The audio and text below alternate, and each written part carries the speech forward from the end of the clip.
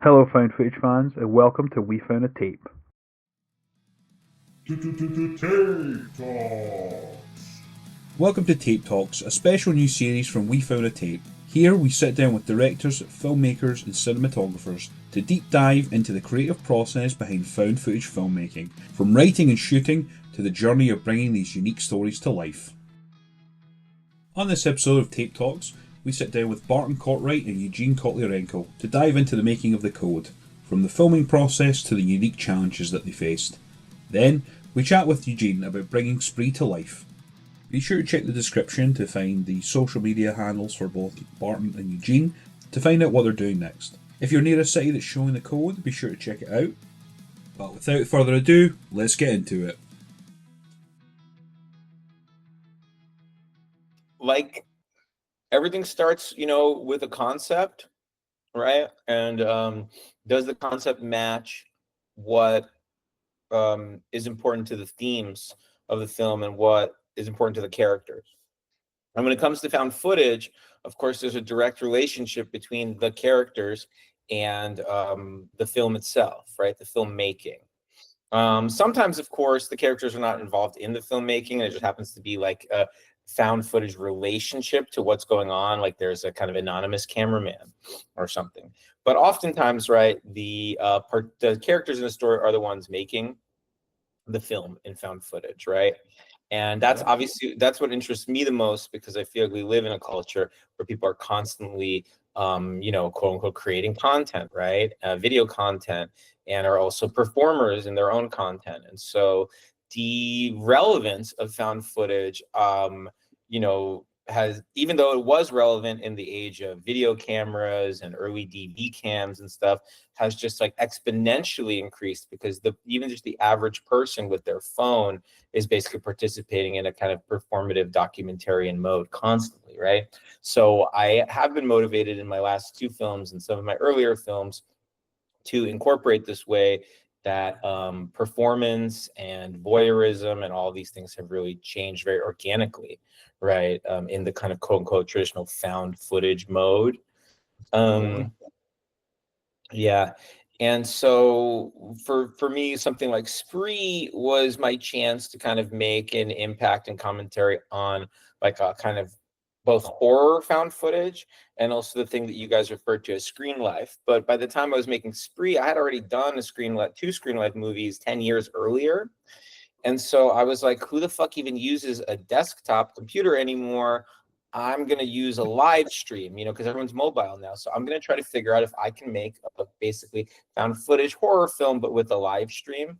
And that was kind of my mission with that film, and kind of figuring out the new grammar. I'm very interested in film grammar and kind of innovating ways that feel organic to cinema while still being completely logical to the world that we all participate in on social media and through our phones. And so after Spree, and we can jump into Spree later when Bart has to go and stuff, but after Spree, I was like, well, can I apply this back to reality and not be in the horror genre, but be in a genre that I've made several films in, which is a kind of like a relationship comedy dramedy? Could I apply the found footage form to that? And that's kind of our starting point for Bart and myself. And we wanted to stay away from some of the tropes of, because when you talk about found footage, the flip side of that coin is kind of mockumentary, and Right. so we wanted to stay away from a lot of the visual tropes of like something like The Office or Spinal Tap or something like that, and even though the backbone of the film is kind of a documentary, it was much more about the sort of contemporary surveillance culture that we all participated in and live in. And so figuring out the ways that there's a kind of surveillance creep in our normal day-to-day lives, and then putting that on a kind of comedic steroids through the paranoia of the characters. And so that's what the code's all about. And Bart, if you want to just kind of jump in and talk about kind of what our process was, that might be interesting to John and David. Absolutely. Sure. Yeah. I mean, a lot of it was, a lot of it's in the script, like, the kind of cameras that we used in the code. And You know, and Eugene has a really kind of great, but kind of strict, like it has to make sense. Like every camera that we use in the code has to make sense narratively, and it has to be, you know, diegetic for the characters. So it's kind of a challenge. You know, Eugene and I made like a big spreadsheet. We made, I mean, a lot of spreadsheets, but we made a big kind of, we tried to map out, you know, how to kind of keep elevating or evolving the visual style, by you know, maybe using more cameras, using different cameras, using the cameras in different ways as the kind of narrative progressed. Thanks. Yeah, and I find like I'm working on a new movie right now, which I don't think will be a found footage film, but I'm just explaining to my producers, like, you know, like I wrote these characters very vividly in my mind, but I'm completely ready to change the characters fully when I cast. You know, I'm going to cast based on how I feel about a person, not based on whether they're like, you know, completely the character that I wrote, you know?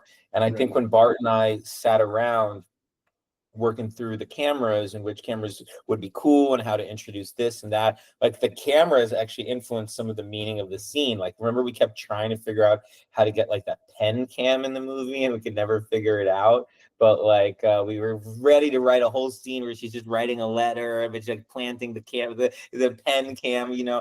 And so it was a really fun exercise, like going through, like, you know, from scene one to scene, like there's not a ton of scenes in the movie. It's like scene, or are there, Bart? Were there like 130 scenes or were there like 80 scenes? I think there were like 100. Okay, so it's like from scene 1 to 100, it's like, yes, we want to get more and more psychotic and schizoid with the number of cameras as we go on, but like, what is their motivation? And if it's time to stop deploying an iPhone and a handy cam and start deploying all these hidden, what we called evil cams in the movie, these like $30 cube cams that we got from China, or spy glasses. There's a bunch of spy glasses in the movie. What is the motivation for that, and does it align with the story? And it's like, oh shit, we can't introduce the spy glasses how I wrote the script until, you know, 50 minutes in, but I want to see spy glasses 30 minutes into the movie, you know, so how do we bring it forward and stuff like that. And I mean, the other big challenge for us, besides like the diegetic rationale of the cameras, was also just like the technical logistics of making a feature film with this equipment, because as you seem to imply, John, like it's not built for making a traditional feature. So if you want to get into some of that, Bart, that might be interesting. Yeah, I mean, I think just, you know, with the code, I mean, we ultimately used about 70 different recording devices. You know, mostly cameras, sometimes computers, iPhones, etc. But yeah, we used 10 or so GoPros, and I mean, you know, even GoPros, you know, the battery only lasts an hour, they overheat. We're shooting a Joshua Tree. You know, after 15 minutes of recording, they overheat. So, and a lot of these scenes, we'd have like sometimes 10 cameras going, and it would be like 6 GoPros and 2 or 3, you know, Amazon spy cameras. Like we had spy cameras that were in fire detectors and pens, in alarm clocks, and remote control. Remote control, yeah. All these different... I love the remote control one, because, you know, that was one that you found, Bart, and there was no remote control thing in the script, but because the house we found had this funny TV room, and because we got this remote control cam, two of my favorite jokes, one is when he's like adjusting the remote for no reason, but the other one is when they walk in on Ivy and Vish having sex, and they're clearly just having sex on the couch, and then she just grabs the remote, not knowing that it's fake, that it's a camera, and she's just pointing it at the TV, and they're like, what are you doing? And then she's like, watching TV. They're clearly like in the middle of fucking, you know. That's one of my favorite jokes. And then of course the thing is, we had to tell Ivy, the actress who's using the remote, that when you're done pointing the remote at the TV, you have to place it down on the table exactly at this one spot, but we can't show a mark because there's surveillance cams and GoPros everywhere, so there's no way to mark it besides like putting some books, and you have to place it exactly like this so that it frames the lead, Peter and Dasha, who are playing the lead characters, perfectly for the, because I'm going to cut to the remote as the reverse angle. So you have to, and, you know, so we did that like many takes, and then you can't monitor this shit, you know? Right. So like we'd have to review whether she placed it properly. It's a whole different form of filmmaking, you know? Yeah. Wow. Chaotic is how it sounds, but Yeah. Would you say chaotic or psychotic? Chaotic. Yeah, well, that was Bart's job, to try to keep it as like practical, logical, and not chaotic as possible. Brilliant. Because I'm And- good with chaos. Yeah. Nice. And was it just the case for some of these cameras? Was it just the case of going on like places like Amazon or Temu, or you know, places like that, to just look up all these different spy cams? Is that kind of how those practical elements sort of came into it? You want me to take that, Eugene? I mean, yeah. I mean, go ahead. I mean, Either way. Yeah, I mean, in the script, you know, there was this, you know, idea of surveillance and these characters spying on each other. So I think I made a couple spreadsheets of I mean, I just did a lot of digging for like, you know, different kind of like spy, you know, there's surprisingly like, I don't know, dozens and dozens of spy camera thing, like USB blocks, like the most random things. And I kind of made like a big spreadsheet, and Eugene and I just kind of, as we shot listed, and our kind of shot listing was kind of just figuring out like which cameras were in play for any given scene. We kind of also had that spreadsheet of these different spy cam ideas, and we'd find ways to maybe integrate them if they made sense. yeah. And I know you did some research on some kind of more professional spy sites and professional kind of body cam sites and stuff. Most of the stuff I think was from Amazon. Correct me if I'm wrong. We did order a few things off of like AliExpress, and and I don't know if we got anything off of like the like professional, like, hey, this is how you spy on your family sort of sites. No, I mean, I think the most high end thing we had were really your like spy goggles that you had bought. Yeah, I was obsessed with those before the movie. Yeah, the spy glasses. Yeah. I mean, the other thing we did, which was I think really good that we did it, was in the film, when they get to this kind of vacation house, they're told by the guy, you know, renting them the house, that there's a home security system. Okay. So early on in the film, before the paranoia escalates and they install their own cameras, there are already built-in cameras called den cams, like kind of like ring cams or something like that, you know, and or nest cams. They're kind of like nest cams. And I'm eating the pith of the grapefruit because that's the healthy part, they say, the white stuff. So we had an industrial 3D designer make housings for GoPros, because you know we didn't just want to mount fucking GoPros and call that a nest cam. So we had a custom designed kind of housing that we put the GoPros into, that also Bart was able to, you know, control. I think, were you controlling them mostly remotely, Bart? Yeah, I mean, basically, we realized after we bought a bunch of brand new GoPros that you couldn't record and monitor simultaneously. So we had these nice housings, and we put our new GoPros in them, and which they'd overheat, so we had to drill holes in the back of these housings.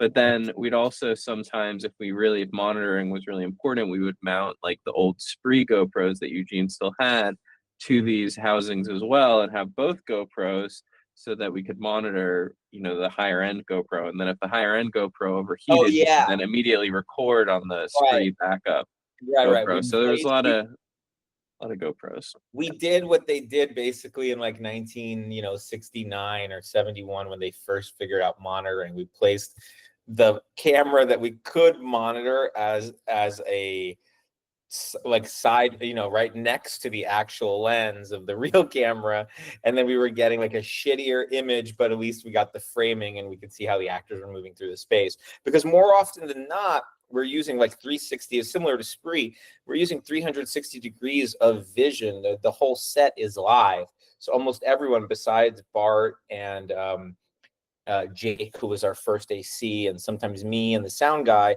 had to be offset, and even sometimes we had to be offset. Like I was just actually saw the picture of me and you laying in the trunk of the car, Bart. Like, there's so many car rides that we took just in the trunk, you know, just to not be seen. Wow. Yeah. So anyway, that is all good intel for when you're gonna watch the movie. Everybody out Yeah. there, you guys. I don't know. It's a little bit abstract, but if you want to ask Bart anything, before we get into Spreeland, please go ahead. So I'm. Oh yeah. Okay. Yeah, so I'm curious. So we've talked to other directors of found footage style movies. I'm curious. Some can have shot one in 2 days, in a week, things like that. I'm curious on the code. What was the process time from start to finish for filming? You mean in prep? Oh, just in general, like from the start of the movie to finish, as far as Oh like. yeah. I think it was a 15-day shoot. We were super, and like, I mean, I've done movies before that are like 4-day features and 6-day features, 7-day features. So Spree was a 21-day shoot. So this was like, and Spree was a lot more like stunts and stuff. So this was okay. This felt like pretty good, but at the same time, we were under prepared. Like, for instance, like, the whole camera department was just Jake. It was just Bart and Jake. And that was it. We went into this 70 camera movie with, and not just the whole camera department, the whole camera and lighting, the electric was just the two of them. We had some PAs like helping with a little gaffing, but that was it. And so we were underprepared. So on day 3, I think we got Newton on board, right, Bart? And he was the third. Yeah, we added another AC basically. I mean, said, I think, yeah. and I don't think we were underprepared. I think it was just we didn't anticipate, a lot of scenes we were using like 10 cameras per scene. So, because these cameras are dying and overheating, and they're all using these like micro SD cards, and they all have different apps, it's just a lot of management. And I didn't anticipate using so many simultaneously. But then, we'd be like ready to roll, and Eugene would be like, "How about we had like 2 or 3 cameras?" And I'd be like, "Oh shit!" And I'd have like, I don't think I was doing no, not in a bad way. I mean, it's good. I'm glad we did that, but it was just, it was tough. It was very stressful, and it was a tight, time, and I wanted it all to work for the actors, because once we were rolling, we had all these cameras going. We didn't want to do it. The beauty of having all these cameras is if you have one good take, then you have it all in this one take. So I wanted them all to work, so that Eugene, and so if they had a great take, we had it in all the cameras. Yeah, I mean, that's definitely one of the things about Spree too. But I mean, also one of the great things about this style is if you don't have it in one take, it's extremely easy to cut to, more or less, extremely easy to cut to another take. And that's true of this film and of Spree, because in the next take, you're going to have basically same 8 angles. We don't change the setup, right? It's different from a traditional film because you're not going from a master to a medium to a close-up to an over-the-shoulder to an insert. These are all pre-set up as part of the story, and it's almost like, for the actors, it's almost like theater. They're able to play the entire scene out like a scene in a play, and it's really fun for them. I mean, the one other thing we can talk about with Bart that's interesting and speaks directly to found footage is a lot of the film is operated by the characters. The camera is operated by the characters. And I don't know, you guys probably know more about this than us, but I would assume most traditional found footage films are operated by like a camera op, and that person is basically pretending to be behind the camera as a character. Right.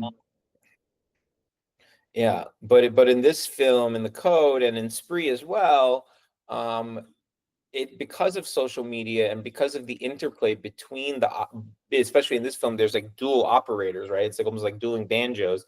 They have to be in each other's opposite angles, so they have to be the operators, otherwise the continuity won't match and the scene won't play out properly. So I don't know how many DPs would feel comfortable like allowing the actors to participate in the cinematography in that way, but Bart did. And how stressful was that, Bart? Wasn't stressful at all for me for them to operate the camera. I mean, it's if I mean, it would have been impossible to put an operator in there, to have me in there, but for them to for them to do it, like all the mistakes and all of the Yeah, I think it's more authentic for them to do it. Like they, like an operator would do it too well. Like there's there's beauty to the imperfection and to their operating. I think that's unique and is, better than something that some professional operator could have done. And I would look at what they did and I would be like, okay, don't do that or try to do this, or, I would help them for sure when we had time to play back and stuff. Yeah. There is a few very specific things that they were told, like, the wedding scene, they had to do a very specific move. And then in the opening scene, there's something I had the stunt supervisor from Spree, Casey Adams, and Dasha, who's the main character in The Code. She can't drive. So, but the opening scene, she's driving. So we did an old-timey switcheroo where she was straight up sitting on Casey's lap. And he was sitting like this. For anyone who's watching the podcast, is leaning the fuck back, and she was sitting on the front of his lap, and she's like sitting like super close to the wheel. And then Peter, the other actor, he's filming. I'm like, you cannot pan the camera left at all, because you pan a little bit left, and suddenly you see that she's sitting on a man who's also operating the car, the wheel like this. And he's operating the gas, and he has to look around her and shit. And I swear to you, I've seen, like, especially the beginning of the movie, I've seen it like over 1,000 times, and you could never. I mean, she's sitting weird, but she might not know how to drive well, which is the point of the scene. You'll never know there's a guy there. So, there's responsibilities that they have, but I agree with Bart that there's a beauty to the imperfections, and also it helps. And we can talk about this with Joe, because I do believe a bit in the kind of actor as auteur. It helps that both in The Code, Dasha and Peter, who are the leads, are directors themselves. So Right. they have some sense of vision and a kind of not only an actor style relationship to camera, but a director style relationship to camera. So that helps. Nice. Yeah, it's funny when you mentioned that Dasha couldn't drive, because that's a plot point in Wobble Palace. Yeah, correct. Your character is teaching her how to drive, so it's almost like an Easter egg type thing where yeah. she's finally learned to drive. I'm lucky that I get to work with ensembles and people that I have a kind of a relationship with. Like almost like I build these relationships with actors that I like to continue over many projects. And Spree in some ways was a bit of an anomaly, but I really want to like fold Joe, Joe Keery, who's the lead in Spree, like back into my kind of universe that's a little bit more contained, like between The Code and Wobble and my previous films. So yeah, I mean, the more you make shit, the more opportunities you have to work with people you like. So hope to make a lot of stuff in the next few years. That's like my goal right now. Absolutely. Oh, that's great. Bart, I think we're probably gonna jump into Spreeland. So unless you guys have any more questions for him. No, I think you than covered everything. Did we do anything wrong, Bart? Should we have made it more of a horror movie? Should we have fucked around with the found footage horror tropes? Well, there is that horror room in the house. There's a ghost room for sure. We have like the ghost room, it's a haunted room. That's true. Should we have done a shot where like? Well, actually, by the way, one of the opening shots of the movie. First of all, one of the opening shots of the movie is a kind of horror through the door that you did operate. One of the only shots you operated through the crack in the door, watching a guy jacking off. That's as 21st century horror as it comes, jacking off to a porn on a phone. And then again, another horror trope that I intentionally put in the movie is when she has that knife and she's like fake stabbing all the people in the supermarket, and it's in the POV. So it does have that kind of Jason, slasher film POV knife thing. So I think we were definitely trying to subvert and comment on like what is the legacy or the kind of tropes of found footage, which is mostly horror. But we quickly kind of got away from that. I think there are some people who watch the movie and then the first 10 minutes they talk about the ghost room in the house and they think it's headed into like haunted house territory. But that was just always kind of like a kind of what do you call it, red herring, for people. Yeah. Nice. Yeah. All right, buddy. I'll see you later. Cool. Sounds good. Nice Gaddafi shirt. I owe you a script. Maybe I'll send that after this. Seeing your face makes me feel send guilty. that. Yeah. All good. Nice to meet you guys. Nice to meet you. Have a good night. That's great. Take care. Bye. Thank you for joining. Yeah. Sorry for the mix-up, guys. I think you're fine. we got hit up by a few different people at the same time, and I think, but he's a lovely guy, and Oh, I know great. it was a bit abstract, but hopefully you guys get a chance to see the movie soon. So, where are you guys based? So I'm based in Canada. Yeah. Originally from Scotland, but I live in Canada. David's from Texas, so he's in San Okay. Antonio. Well, we're going to show it. I don't know where you're in Canada, but we're definitely going to show it in Montreal and in Toronto, and hopefully Vancouver. Nice. The Code I'm talking about, and then we're trying to get it at Austin Film Society right now, Oh, which okay. I know it's in Austin, but so hopefully you guys get a chance to see it. And if not, it'll be on Mubi starting May 16th. So Perfect. Yeah, I love movie. I've just discovered it through yeah, it's the awesome. Substance. The Substance was distributed on Movie, so Yep. yeah, they have some great content. Yeah. It's I like it, and they did a retrospective of mine a few years ago, and I think that they're going to put. I just found this out, so they're going to release The Code and Spree. So Spree will now live on Mubi as well. Awesome. So that Fantastic. so that'll be a nice double, kind of perfect for We Found the Tape that will feature. Hell yeah. Absolutely. Yeah. Hell yeah. I lost count how many times I actually watched Spree in preparation for not only this, but like Life. with David. Yeah, David was an Uber driver, which is Oh funny as wow. fuck. So I thought, David, you have to see this. And he loves Stranger Things, Oh as yeah, perfect. everyone in the world does. So Right.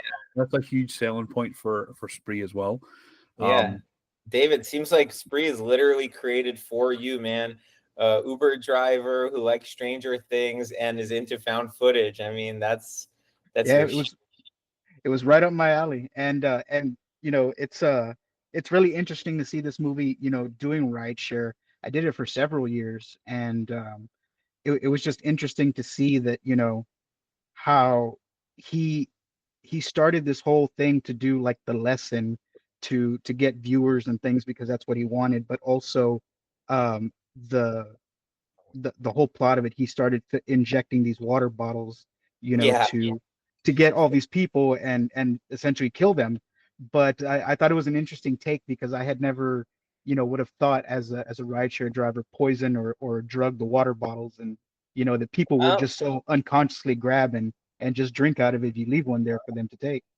that's why I have a sick mind and you are a responsible person and you are a good person. I mean, yeah, that seemed like just as a writer, I mean, look, there's inherently in any sort of thing where you're sidestepping like kind of institutional forms of commerce, there's going to be some injection of an X factor, right? In terms of the personality of the person you're dealing with and whether community notes or ratings or whatever informs that.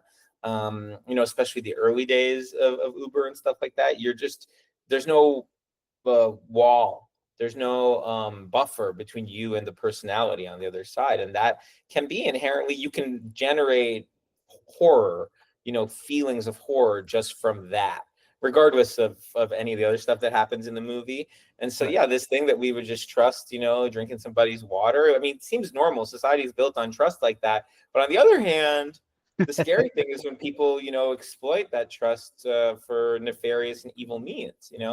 And so that's kind of what came to me as the kind of most simple way to get the kills going. Yeah, yeah, absolutely. Now I will admit though, I did share in his you know, when he picks up the douchebag guy and then he picks up Jesse, which is a comedian, after she gets out of the car, and he Yeah. gets out because he's telling him, get out of my car if you're gonna hurl.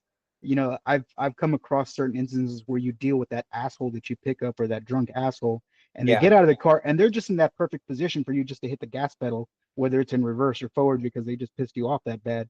So I did share in that one with him. Yeah, but did you ever do that?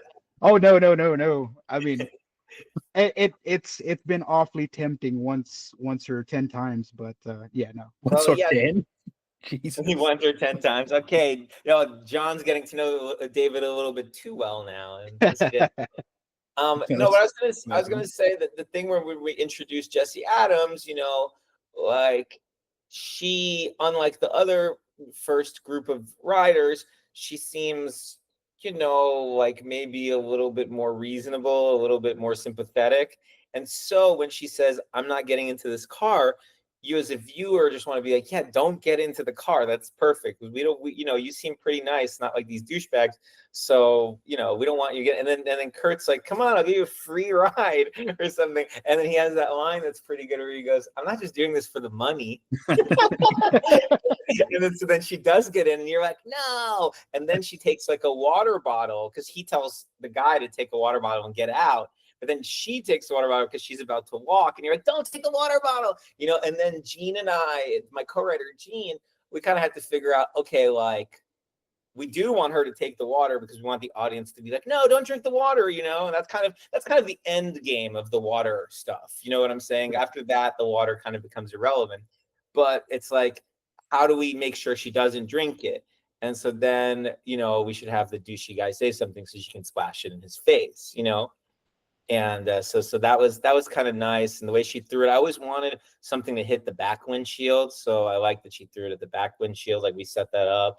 And then the other thing that's interesting in that scene is, and I'll stop rambling after this and we can get into whatever specifics, is, you know, after the guy gets splashed with water, he starts looking at his phone and he sees that she's tagged him as like a douchebag, you know, in her social media. But he says, I'm starting to feel really sick. But actually, I always thought he wasn't just feeling sick, like psychologically, but also because she had just sprayed all that poison water in his face. Yeah. You know what I mean? Yeah. So that's kind of a twofold thing. That's a bit hidden, but I've always thought, you know, that was partly of what I told the actor John, that like, you know, you are actually literally physically feeling sick because you just swallowed a bunch of poison, not enough to kill you, but a bunch, you know. Yeah, I actually took that as well. Like when I saw it, because she throws the water in his face, he Yeah. clearly ingests some, but he's also just been like outed as this like Yeah. douchebag, and I'm like, he Yeah. probably feels shit already, and then Yeah. now his misery is being compiled by ingesting this liquid, and Yeah, exactly. that's it. But yeah, I mean, I'm definitely excited to talk to you guys about anything you want about the film. Yeah, I'm definitely curious about. There's so many stunts, and you mentioned it earlier. There's a lot of stunts in Spree. Yeah.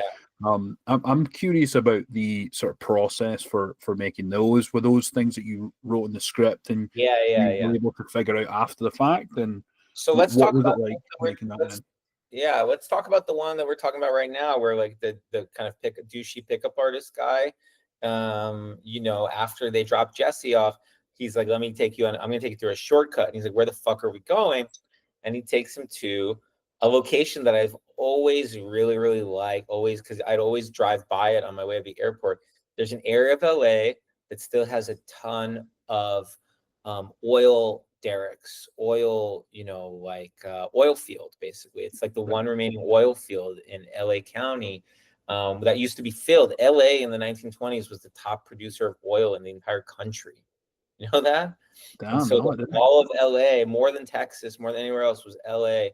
And it was filled with oil derricks, and Long Beach and kind of Southern California, up till Long Beach was just filled with derricks. And this derrick that we used, we did actually first shoot the scene in Long Beach, and it didn't go well because there's a public park that has a derrick, but it wasn't moving up and down. So we went all the way down to Long Beach and we wasted half a day to do it in front of this derrick, and it was a little bit underwhelming. However, the part where he like is on the windshield, where he gets like, you know, plops over and lands all bloody on the windshield, that's from Long Beach. Okay. And then we said, let's redo it because the derrick didn't look right, didn't look cool. So then we got the actor back together and we figured out how to put that into a different day. And so basically this stunt requires a crane.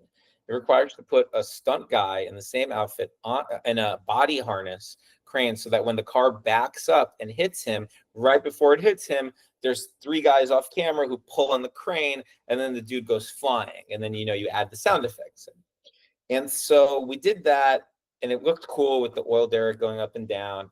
And then, you know, he splattered blood on the front of the car. And I could tell when we did it that, like, fuck, Like, it doesn't look as good as the Long Beach one. So then I had my editor, so after we had both those pieces of footage, I had my editor edit the footage together, and I was like, it looks good. And then I showed it to the producers, and they were like, yeah, except when he's backing up, you can see the sun in the shot. And then when he's going forward with his fucking body in the front, you can see the sun in the shot. So this fucking shot has two suns behind and front. So do we need to shoot it again so that we don't have the fucking sun in front, you know, or behind? Just pick one, you know? Or why don't we just get it perfect so we don't have to cut these two things? So on the last fucking day of the shoot, this is the day that we added on. This is day 21 because we originally had 20 days shoot. We did it one last time, okay? And it was fucking perfect. And then we got to the edit room and the cameras were broken. I shit you not. The cards that were in the front and back cameras broken. Done. The footage in the front and back cameras did not exist. I mean, can you fucking believe this? Damn. So and I had told the producer, said, look, I don't think there's a person in the world who's going to see the sun behind, the sun in front, and be like, this is illogical, or I don't think anyone's going to fucking notice it because it's a cool stunt. And when the footage came back and it wasn't there, you know, when the cards like couldn't be read, I said that's a sign, you know, like it's just going to work. It's just going to work how it works, you know. And even though we spent a lot of money doing it a third time because we had to rent the place again, we had to get the harness again, the crane, the stunt guys, the blood, all the stuff, the actors. And but anyway, no one's ever brought that up. I've never read a review. No one's ever said it to me. There's a sun behind him and a sun in front. But yeah, that's the whole thing. And I loved working with Casey Adams, the guy who was our stunt supervisor. He's an amazing guy. And he was one of my favorite people that I really met on that movie. Yeah. I had no idea there was two suns in place. No one's ever said no one knows. Yeah. In my mind, it's just a reflection. That's cool. Good. No one knew. whatever it is. I mean, look, your brain just makes it work because there's, and then and you can watch frame by frame Kurosawa films, Scorsese films, just people who understand that, like, when there's something compelling going on the screen, the kind of imperfections of the edit are not vital. They just are not going to get in the way, like these things that are just like these illogical details, like when John Carpenter movies, for sure. These things don't get in the way because you're just so sucked into the spectacle of the event or of the story, you know? 100%. Yeah, they're definitely not roadblocks to the story, that's for sure. Yeah. And no one would have known otherwise. With the speaking on the stunts there, there's a considerable one where he's driving into the wrong side of traffic. That was cool. That was a really, really cool one. He throws his carne asada fries out the window. And guns it into oncoming traffic. How was that done? So when Gene and I were writing the script, the original idea that Gene had, my co-writer, for the movie was very simple. It was like, it's a guy who has just a normal kind of like dash cam, so forward facing, inward facing, and that's funny, just like talking before about live stream, and then I actually haven't seen these movies, but like, you know, there's a movie called Dash Cam. There's also a movie called like Deadstream or whatever. And I think they all came out like a couple of years after Spree, you know, but I'd like to watch them. I just kind of like, after Spree, was really burnt out on like kind of diegetic horror mode. So I was just like, okay, I'm going to go write some other stuff and not watch movies like that for a while. But anyway, so Gene's initial idea was very simple. It was just two angles, forward and back. And then with me, I'm a maximalist and I just want to make it like exciting. And I was just scared to be way too minimal. So I was like, another camera. And actually he sets it up. Like, just part of the story that he sets it up. And actually it's a live stream.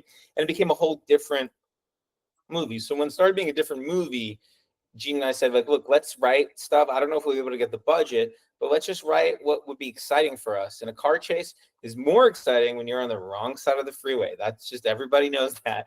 You know what I mean? So we just, even though we had no idea how we would shut down the freeway or what you would do, to make that possible, we just wrote it in. You know, I come from an indie film background. So basically everything I write into my scripts more or less is something that I know is doable, or I know that I can like modify it to be doable, you know. But when we wrote that, that was maybe one of the biggest leaps in my career as a filmmaker and my journey as a filmmaker, to just be like, I don't know how to do this, but I know it would make the movie better. So let's just write it in, you know. And people kind of take that for granted because, you know, we're all the genres of, you know, horror and sci-fi and fantasy. Of course, none of it is really possible. So everything. But when I'm coming from a place like you saw Wobble Palace, and my other films are very grounded in kind of realism, and they're very low key. So to make that leap to do something that is very like high pitched and logistically complicated was, I just remember sitting here. I was actually in this deck outside the Taj Mahal, and say my kitchen where I'm sitting right now. I remember just being like, looking back at Gene and being like, yeah, man, let's fucking do it. We'll figure it out, you know? And so, yeah, we got the chase on the wrong side of the freeway. And then the way to do that was again, Casey Adams, our stunt supervisor, along with a few of the producers, John Lang, kind of, you know, it was like, hey, there's a process for this. Basically the process was, how do you shut down the freeway? Well, in LA, I mean, this is kind of your question, right? Like, how did we do it? Absolutely, yeah. So basically, in LA, there's like 2 freeways that like you can request to be shut down for a certain time, and this is the one that's actually close to the airport. It's like the 105 for about a stretch of 2 miles of exits. You can request Friday into Saturday night from midnight to 6 a.m. and then Saturday into Sunday night from midnight to 6 a.m. You can request that basically you can control part of the road, and they will set up signs that divert traffic. And the more exits you request, the more you have to pay. So I think we requested about a mile of road, which was 2 exits, I believe. And yeah, we just had it. We had prepped like from like 8 p.m. to midnight underneath the bridge. And we had, well, first of all, so then you pitch it to the city and the Department of Traffic and the California Highway Police, and you have to pitch it, and you have to show them on a model what's going to happen, and then they have to understand that you guys aren't a bunch of jokers, that you're safe, and all that stuff. So we had a big, and I'll tell you what, I was definitely had sweaty palms on that meeting with you know, the city and stuff, but it went off pretty well, and I attribute that to John and Casey. And then the actual cost of it is actually insanely low. Like the cost of getting the city to do that is for sure, like, you know, not as much as I thought. I thought it would be like, damn, this is going to cost like a lot, like, you know, $50,000 or $100,000, but it's way less than that. It's like, you know, probably between, I don't remember now, but maybe even under $10,000 to like shut down the freeway, which seems crazy, right? Yeah. Let me just tell this guy, can I call you later? Okay. Yeah. And so we did set that up. Now, of course, the price of 20 stunt drivers and 20 cars, and everyone has an iPhone or a GoPro in their car and all that stuff. That has a cost associated with it for sure. But just the actual part of, you know, having some cops divert traffic and some signs, that was way cheaper than I thought. And so, yeah, so then we were under the bridge. We obviously had like I storyboarded it. And then long before, like when I was writing the script, I storyboarded it. And actually with my friend Ben, he helped me. And then we were under the bridge for 4 hours. And the crazy thing about it was actually that day was my birthday. So it's coming up. My birthday is a week from today, so March 31st. So it was March 31st, I guess 2019. Yep. And I turned 33. I was turning 33, and so it was nice. At like 11, we had lunch. Birthday cake, super sweet. I got me a birthday cake, and then at exactly fucking midnight, boom, everyone was on the highway, you know, and you had your walkie-talkies, and you had some people on one end of the highway, and you had some people on the other end of the highway, and we just did it. We just ran it like a zillion times, as much as we could, till about 5:30 a.m. And at that point, anyway, the light's already changing, you know, and so then you're just like, okay, we have 30 minutes to like get everybody off the road, clean this shit up, and leave. You know, and it was logistically complicated. And each time I was kind of like, faster. We need to do it faster, you know, because the first time you're doing it basically at like 10 miles an hour. You're like, you're just kind of trying to make sure everybody hits their marks, right? Because going around the cars and stuff. And we did have to break it into 2 sections. It wasn't a clean run all the way through. We kind of had to use the same bit of road twice.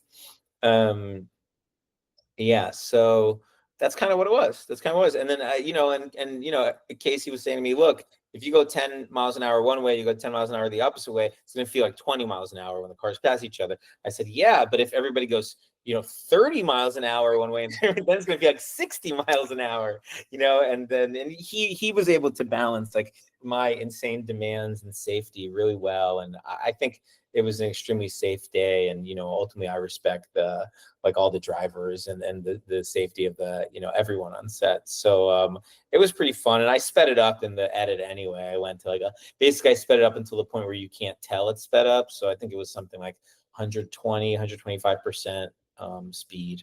And you can't really tell. I mean, it doesn't look like Keystone Cops or anything, right? It looks pretty chill.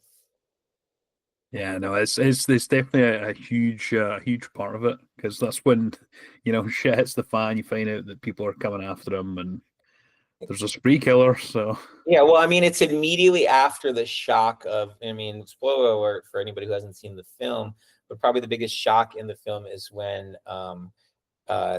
DJ, you know, DJ Uno wakes up from her like sip of water and kills the cop, you know, and it's like that is a huge shock when she shoots the cop. And then Kurt jumps into the car, the music kicks in, and suddenly he's driving, and you're like, oh, he's escaping cops, because you see the sirens behind him, and he's eating his nacho fries, and it's super funny. And then suddenly he's like, oh shit, and you see that he's on the wrong side of the road. So it's like a shock after shock.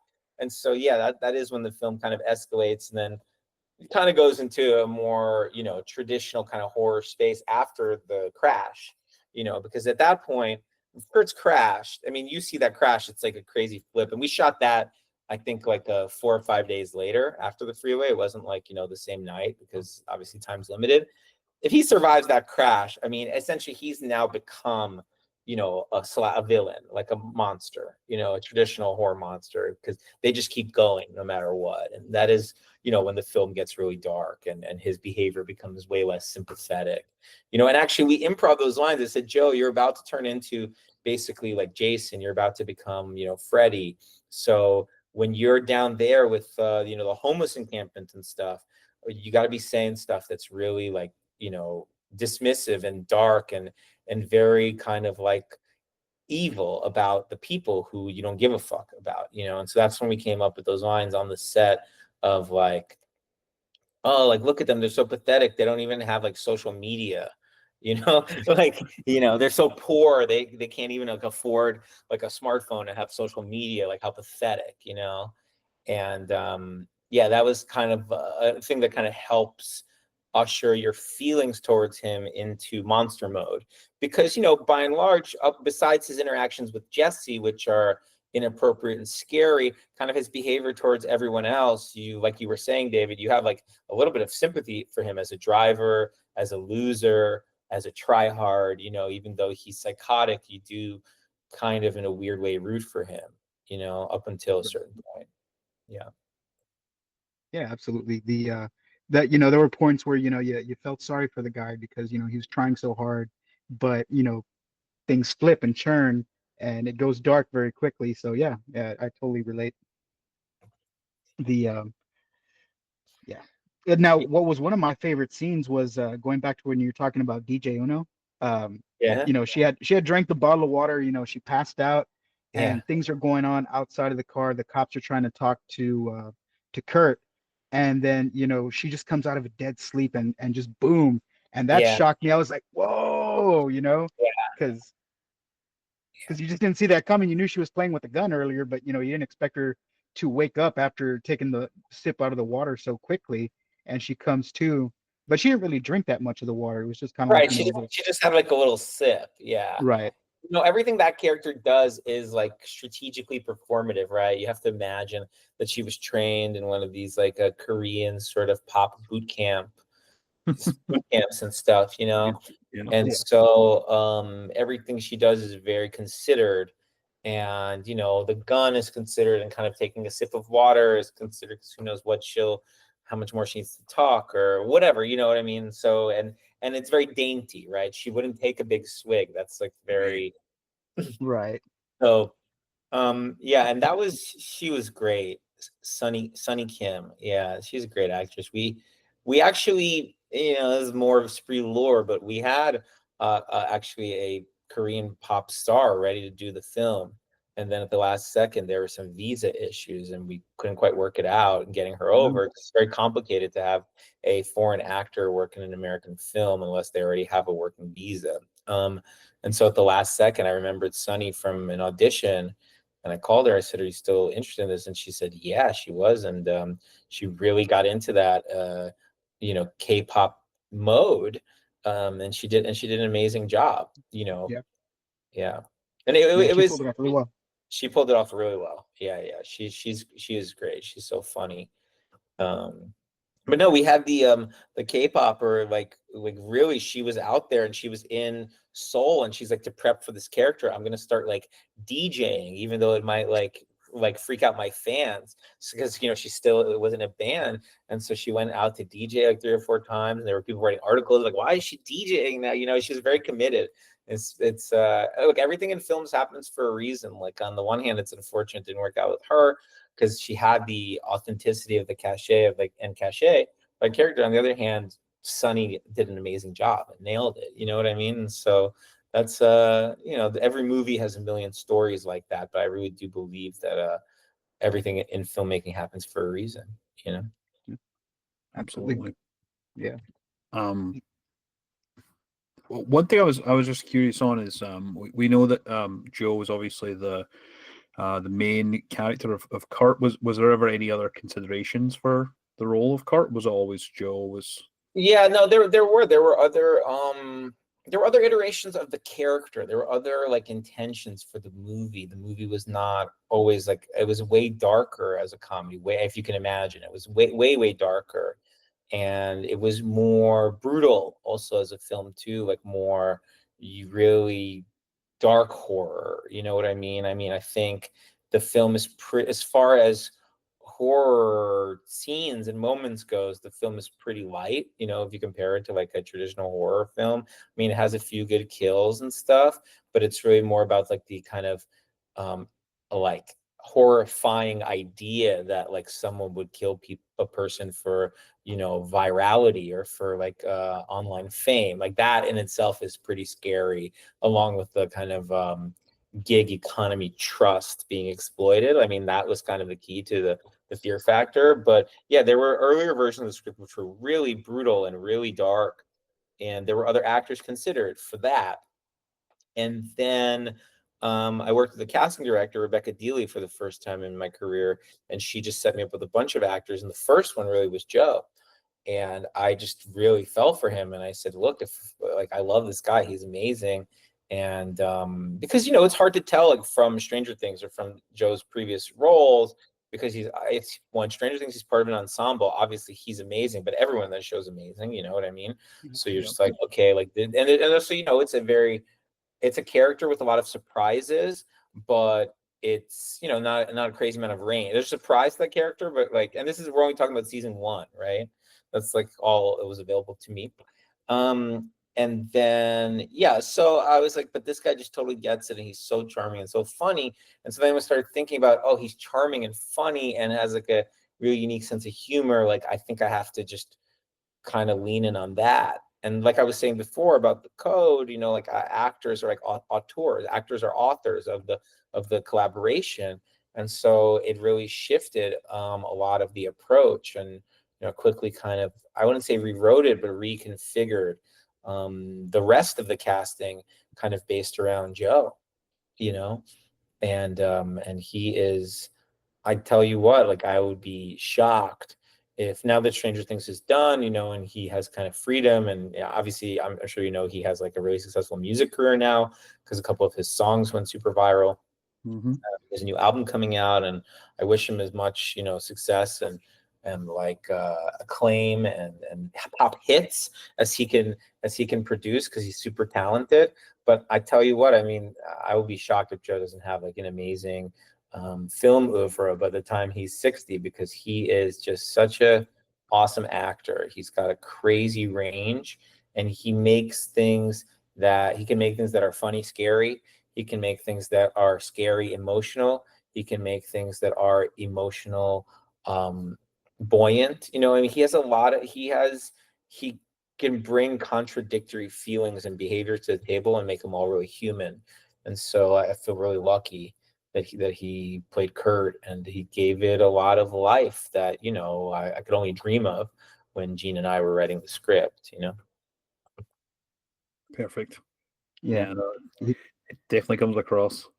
Yeah, That's yeah, he's amazing. I mean, he's so funny, and just the sweetest guy too. So easy to work with. You know, he's really just there for the other actors and just ready to do it as many times as we needed. And we had some long nights. You know, a lot of the film, I mean, you know, half the film's basically shot at night, so we had some real challenges. You know, and like I said, there's a lot of connecting in the film, right? So there's the freeway, wrong way, and then there's all the stuff underneath the freeway, which was like a week later with like the homeless encampments and the big crash and all that. And then, for instance, you know, the big showdown in the field with Jesse outside his house, right? That was in some field in, I think, um, you know, about 45 minutes north of LA.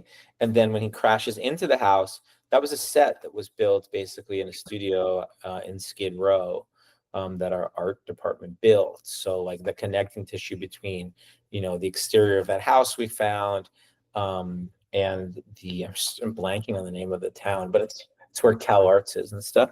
And then Santa Clarita, that's where the house was, in Santa Clarita. And then to this set that we built in Skid Row, downtown LA. I mean, you just have to stay in it, you know, and as an actor, you know, just both Sashir and Joe had to really stay in it. So I mean, I feel really lucky. He's a great actor. brilliant. Yeah. I'm curious. So looking kind of back, how social media was a big part of this film. Hmm. You know, the driving for, you know, wanting followers and grow his channel and things like that. The character Bobby Basecamp, which was, you know, some kid that he babysitted, but he's really big out there in the content creator Yeah. community. Him wanting to get like his praise, his, you know, his following, his, you know, Hmm. collaboration. Yeah. It kind of felt, you know, for me in the movie that, you know, Bobby Basecamp in a lot of instances was the matches to his gasoline, kind of like fueling him, you know, saying that this is lame, do something, or, Yeah. or just basically get the fuck out, you know. And it was crazy to see that, because, you know, it meshes a lot with, you know, social media then and now, where, you know, people are so driven by content creation and wanting to get likes and things like that. It just, you Yeah. know, seemed to fit everything so well. Yeah. Thanks. Yeah. I mean, um, you know, the parasocial nature of being online is a new phenomenon in a way, right? Because the traditional hierarchies of power, let's say something like age or financial power, some don't necessarily apply when you talk about an economy based around attention, you know. And so everyone's just kind of desperately clawing to figure out what will give them attention without making them seem like a bad guy, you know. And Bobby and Kurt, in very different ways, are unaware of the fact that they're bad guys, you know. And Bobby's obviously behavior, which in some ways, besides Kurt's murdering, is way more reprehensible than any of Kurt's behavior, is seen as a kind of not a heroic figure, but a kind of successful figure in the culture, even though he's clearly immoral and clearly you know, has bad intentions for people. Right. You know, whereas Kurt is basically just the main direction I gave to Joe was like, you just have to approach this as if you're making a helpful tutorial. You know, like in your mind, you're not a mass murderer. You're just a nice guy trying to help people go viral, you know, so you're just making a tutorial. You're helpful. And then I was very lucky to work with Josh Ovi, who was a great Viner and just a great filmmaker himself. and understood these sorts of characters like Bobby Basecamp like completely, just from his, since he was like 13 years old, he was making super successful Vines, 6-second videos that were hilarious, and all sorts of different characters he was coming up with, and a lot of them were kind of assholes. And so I knew he could play like this asshole really well, and he just nailed it. And he's the sweetest guy, Josh. He's like so nice and kind of shy too. But like when you get the cameras on him, he's just perfection, when it comes to playing this kind of smarmy guy. And for me, it's very important, even if I'm making like a satire or something that feels kind of campy, to have a kind of authenticity to the characters, and a lot of the characters I think maybe feel a little bit too campy or something, like the white supremacist guy or the pickup artist guy. But in fact, I think the last 5 years have shown, since the movies come out, you see more and more people who are proudly that pickup artist guy. I mean, just think of like Andrew Tate. Maybe 5 years ago, people thought, oh, there's no one who would act like this guy in real life. But then you see Andrew Tate, and like he does act like that, and in front of cameras and stuff. And same thing, the white supremacist guy. 5 years ago, there's no guy who would say like, hey, say on camera, I'm white and I'm proud. And now I think it's very common. It's like I've been trying to make movies about the experience of being online since 2008 is when I shot my first feature, Zeros and Ones, which actually is going to come out on Blu-ray later this year via Vinegar Syndrome. If you guys know that. Oh yeah, Yeah, absolutely. That label. So yeah, that'll be out. It's my first film, which is basically a desktop movie. And I think people underestimate the extremes and the kind of behavioral norms that shift because of online behavior. But I've always been extremely online, and so things that seemed like ludicrous and funny to me, I was like, well, there are probably people out there who don't realize that they're being ludicrous, and so that's I'm just trying to make movies that are entertaining, so I'm going to put that type of person on camera. And I think for better or worse, like these depictions, which might have seemed like too campy or too extreme to some viewers in 2020, are pretty standard behavior, online behavior now. 100%. Yeah. I hadn't seen Spree in a couple of years, and just decided to rewatch it. I have it on Blu-ray. I was going through, saw it, and I was like, I haven't seen this movie in so long. I'm going to pop it on, and you're absolutely right. Like seeing some of these characters from 5 years ago, like you can see so many people in them now. Like you mentioned, Andrew Tate, and other people. Yeah, it's almost like it's predicted the future in some way. So. I just think you have to like understand. My filmmaker that I love, one of the most inspiring filmmakers for me is like Paul Verhoeven, and Paul Verhoeven, who made Basic Instinct and Showgirls and Starship Troopers and Total Recall and all that. He often is accused of, making characters who are too campy, too big. But in fact, a movie like Showgirls, which was vilified when it came out, like predicted the kind of pornification of mainstream American culture. I mean, it basically, by the late 90s, you have all of these pop stars, female pop stars, who are basically like almost like pornified caricatures of young women. And that is what, Showgirls is about. And, in 1998, he made Starship Troopers, which is about like the jingoistic and militarized, form of Western, like the American style, like militarism. And America hadn't been really militarized very much at that point because it was the Clinton era. But basically, 2 years later, America became remilitarized after 9/11. And so he's very good at kind of like predicting like behaviors that I guess seem extreme to people when the movies come out and get backlash and stuff, and then actually like are real like things that we just want to suppress that suddenly emerge their heads. Don't even get me started on his last movie, Benedetta, which was shot before COVID and is about a plague that entraps a bunch of nuns in a tiny town. And because they don't know how to deal with the plague, they all start canceling each other and destroying each other's reputations. Don't fucking get me started on that movie made before COVID that was released after COVID because it was supposed to premiere at Cannes, and Cannes was canceled during COVID. So, this guy's like a fucking fortune teller over here. And so yeah, if I can kind of have my ear to the ground a little bit and try to see behaviors that I think would be more normalized and try to make fun of them. I think that's part of my challenge and approach as a filmmaker. So kind of going back to characters for a minute, I'm curious about the father of Kurt. So you casted David Arquette to play the Yeah. father. I love that that he played this role because of his natural high energy that he brings to characters and things like that. So it was perfect. Was there what was there like how can I say this? Like, was it planned to have like a junkie father be that role? We wrote, that's the one role Gene and I wrote for an actor, like thinking of that we Oh, cast. okay. We Wow. wrote that role for David. We love David. We think he's amazing. And we obviously love Scream and just all the other stuff, Eight-Legged Freaks, and just also the fact that he went to wrestling and stuff. We were just all, me and Gene were huge fans of his.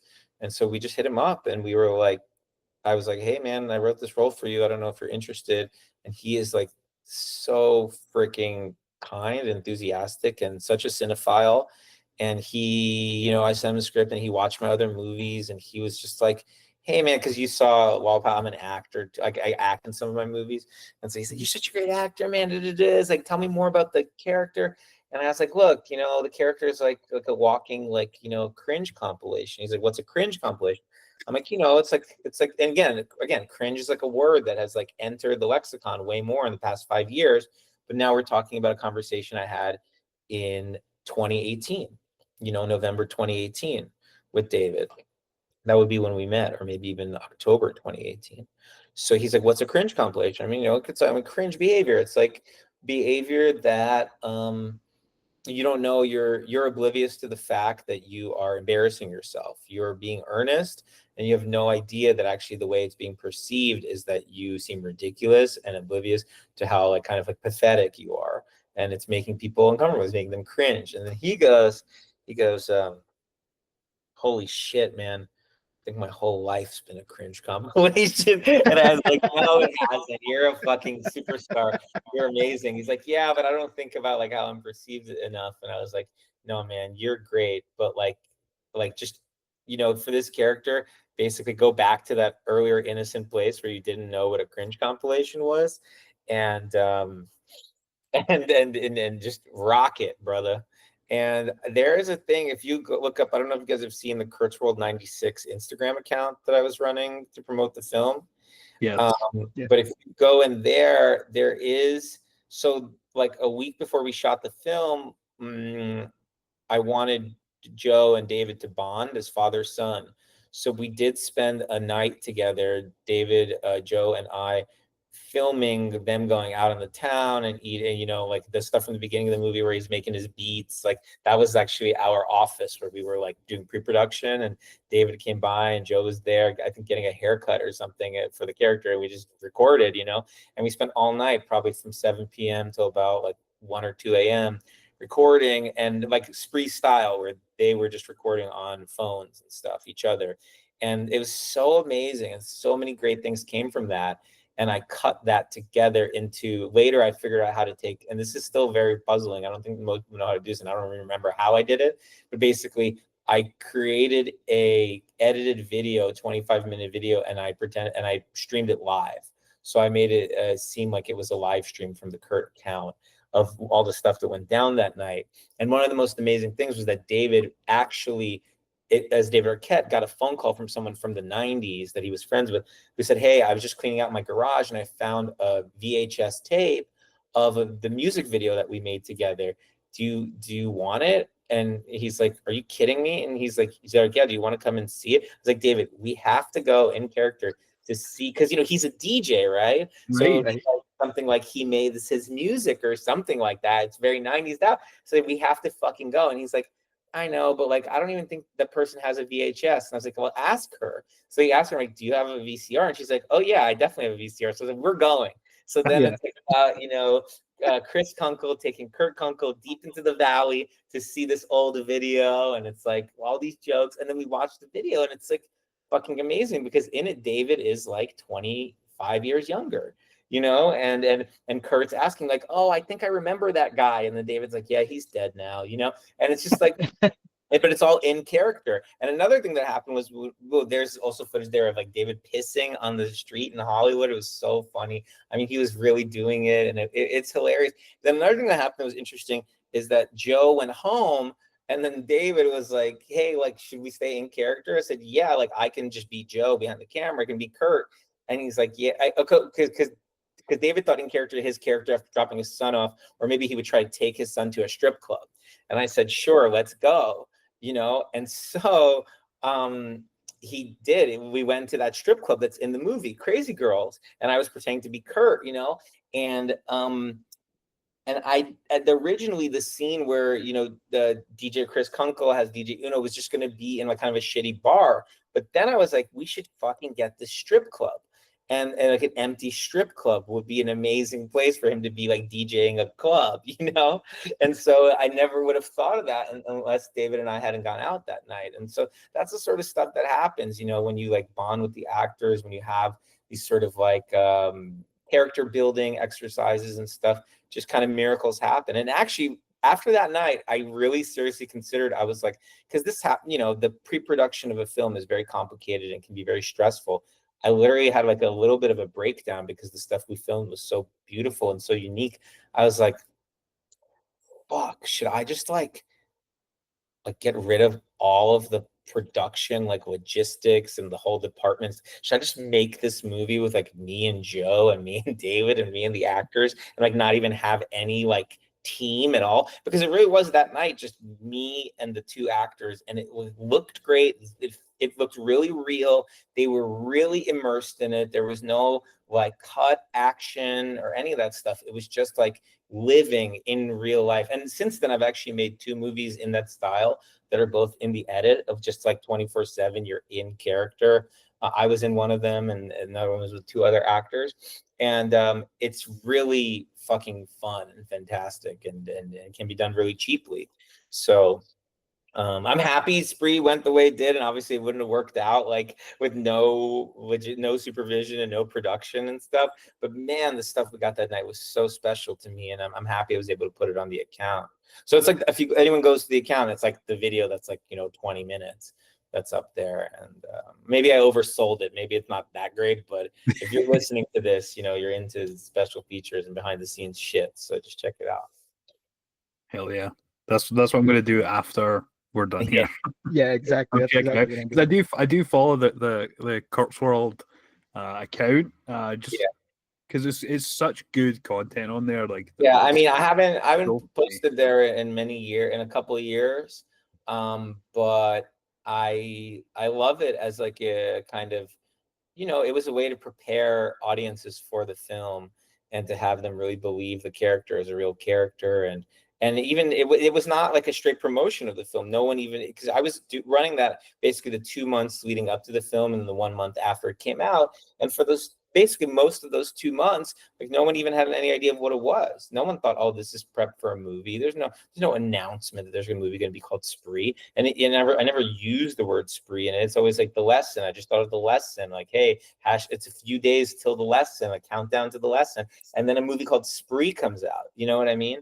So, and Joe was such a good sport. We met up a couple of times after, but basically when I was at the end of the edit, when I knew I wanted to have this promotional account, and he was such a good sport. We filmed more stuff. I mean, half of it is material we got from the shoot and right before the shoot, and the other half is stuff that I kind of wrote with the account in mind specifically.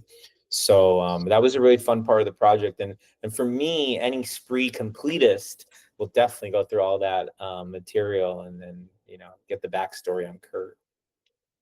Hell yeah. Yeah. It's kind of like a prequel.